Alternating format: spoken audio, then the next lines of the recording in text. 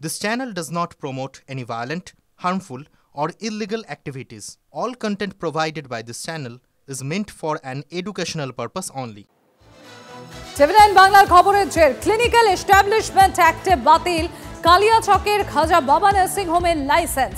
কোনো রোগী ভর্তি বা চিকিৎসা করা যাবে না এই নার্সিং হোমে, কঠোর পদক্ষেপ স্বাস্থ্য দফতরে।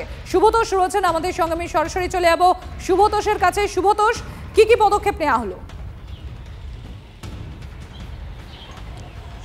দেখো, ইতিমধ্যে যে পদক্ষেপটা নিয়েছে জেলা প্রশাসন, এবং সেটা আমাদের খবরের ভিত্তিতেই, কারণ আমরাই প্রথম এই খবরটা করেছিলাম যে এই বেসরকারি নার্সিংহোমে কিভাবে একজন প্রসূতির মৃত্যু হয়েছে এবং তারপরে তার সদ্যজাত সন্তানের মৃত্যু হয়েছে, এবং এই অভিযোগের ভিত্তিতেই তারপরেই সেই খবর আমরা তুলে ধরার পরেই প্রশাসন তদন্ত শুরু করে দেয়, এবং সেই তদন্তের পরে আজকে যে পদক্ষেপ নেওয়া হয়েছে সেটা মূলত হচ্ছে এর লাইসেন্স বাতিল করা হয়েছে, একে ক্লোজ করা হয়েছে। মানে কোনো রকম কোনো রোগীকে ভর্তি নেওয়া হবে না, কোনো চিকিৎসা করতে পারবে না।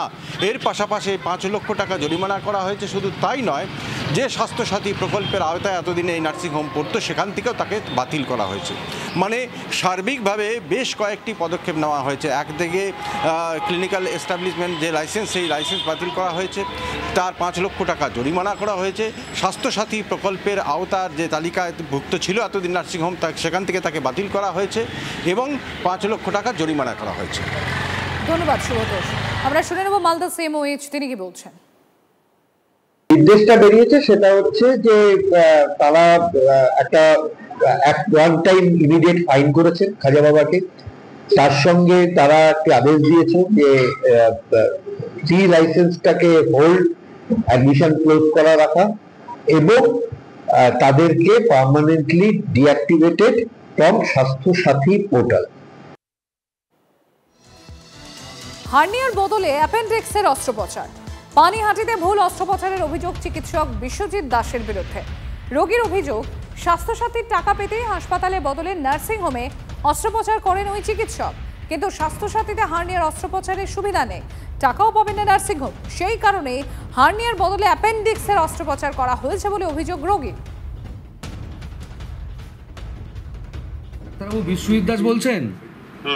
আচ্ছা, বলছি ডাক্তারবাবু, একটা আপনার ওই নার্সিংহোম স্পন্দন, আচ্ছা যাই হোক, আপনার স্পন্দনে নার্সিংহোমে পানিহাটি হাসপাতালের একজন রোগী হার্নিয়া অপারেশন করতে গিয়েছিল, সেই হার্নিয়ার জায়গায় আপনি তার অ্যাপেন্ডিক্স অপারেশন করে দিয়েছেন, এমনটাই অভিযোগ। আপনি এসে আমার সঙ্গে কথা বলবেন। কোথায় যাব? কোথায় যাব? আপনি এসে কথা বলবেন। কোথায় যাব বলে দেবো। আর যে রোগী যে অভিযোগ করছে আপনার নামে, আপনি এসে আমার সঙ্গে দেখা করুন, কথা বলবেন। না, ঘটনাটা বলুন না, সত্যি কি মিথ্যা? না, আমি জানি না এগুলো কি বলছে, কি অভিযোগ করছে আমি জানি না। তা আপনার নার্সিংহোমে তো হয়েছে, এটা আমি জানি না। আপনি আসবেন, কথা বলবো। আপনার নার্সিংহোমে তো অপারেশন করেছেন। হ্যালো হ্যালো, এই নম্বরে আপনি কল করেছেন সেটি বর্তমানে ব্যস্ত আছে, অনুগ্রহ করে কিছুক্ষণ পরে চেষ্টা করুন। आपके द्वारा डायल किया गया नंबर अभी व्यस्त है, कृपया कुछ समय पश्चात प्रयास करें। The number you have dialed is currently busy. Please try later. যে নম্বরে আপনি কল করেছেন সেটি বর্তমানে ব্যস্ত আছে, অনুগ্রহ করে কিছুক্ষণ পরে চেষ্টা করুন। आपके द्वारा डायल किया गया नंबर अभी व्यस्त है, कृपया कुछ समय पश्चात प्रयास करें। The number you have dialed is currently busy. Please try later. Panihati ভোলা হসপিটালে। তো ওখানে যাওয়ার পরে আমি ওখানে ডক্টরকে দেখাই, ডক্টর বিশ্বজিৎ দাস, আরও একজন ভদ্রলোক ছিলেন সার্জেন, ওনারা দেখে বলে অপারেশন করতে হবে। তো বিশ্বজিৎ দাস বলে আমার নার্সিংহোমে তুমি চলো, ওখানে তোমার স্বাস্থ্যসাথীতে করে দেবো। নার্সিংহোমটা হচ্ছে মুড়ুগাছা স্পন্দন নার্সিংহোম। আমরা হার্নিয়াটা করে দেবো, কিন্তু ডকুমেন্টসে তোমার অ্যাপেন্ডিক্স হবে। আমি বললাম ঠিক আছে, আপনারা যেটা ভালো বুঝবেন সেটা করবেন। অপারেশন করার পরে বাড়ি আসলাম। বাড়ি আসার পরে 2 দিন পরে রক্তপাত শুরু হয়ে গেল। তো আমি যাই হোক যথারীতি আমি 2 মাস আগে, 1-1.5 মাস আগে আল্ট্রাসাউন্ড করলাম। করার পরে বললো যে আপনার হার্নিয়া অপারেশন হয়নি, হার্নিয়ার জায়গায় বসে আছে।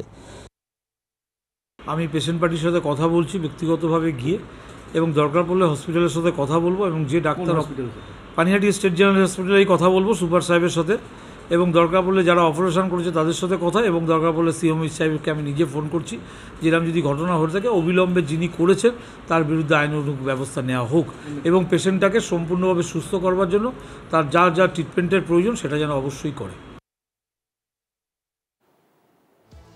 ভোটার তালিকা সংশোধন বিতর্কে নির্বাচন কমিশনের বিরুদ্ধে চাপ বাড়ানোর কৌশল। কমিশনের নয়া বিজ্ঞপ্তির প্রতিবাদ জানিয়ে দিল্লির সদর দফতরে তৃণমূলের প্রতিনিধি দল। 2024 ভোটার লিস্টে যাদের নাম তাদের সকলকেই রাখতে হবে। জাতীয় নির্বাচনে গিয়ে দাবি তৃণমূলের 5 সদস্যের প্রতিনিধি দলে। সাংসদদের পাশাপাশি প্রতিনিধি দলে ছিলেন রাজ্যের গুরুত্বপূর্ণ মন্ত্রীরাও। কল্যাণ বন্দ্যোপাধ্যায়ের নেতৃত্বে কমিশনে যান প্রকাশজিৎ বড়াইক, ফেরাদ হাকিম, চন্দ্রিমা ভট্টাচার্য এবং অরূপ বিশ্বাস। তুমি যে রিভিশনের কথা বলছো, বিহারের ক্ষেত্রে 2003 বলছো, এই বলছো, আনো বলছো, এটা একটা কনফিউশন ক্রিয়েট করে যাচ্ছে।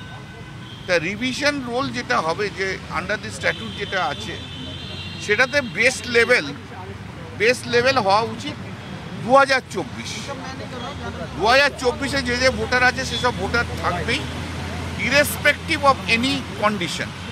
কোনো কন্ডিশন কি হলো না হলো সেটা কথা নয়, সেটা ওরা একটা নোট ভালো নিয়েছে, বলেছে উই উইল থিঙ্ক অ্যাবাউট, যে আমরা চিন্তা ভাবনা করব।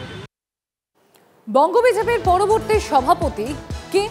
রাজ্য বিজেপির সভাপতি নির্বাচনের বিজ্ঞপ্তি জারি হয়ে গেছে। দুদিনের মধ্যেই ঘোষণা হবে পরবর্তী সভাপতির নাম। রাজ্যে আসছে নির্বাচনের দায়িত্বপ্রাপ্ত নেতা রবিশঙ্কর প্রসাদ।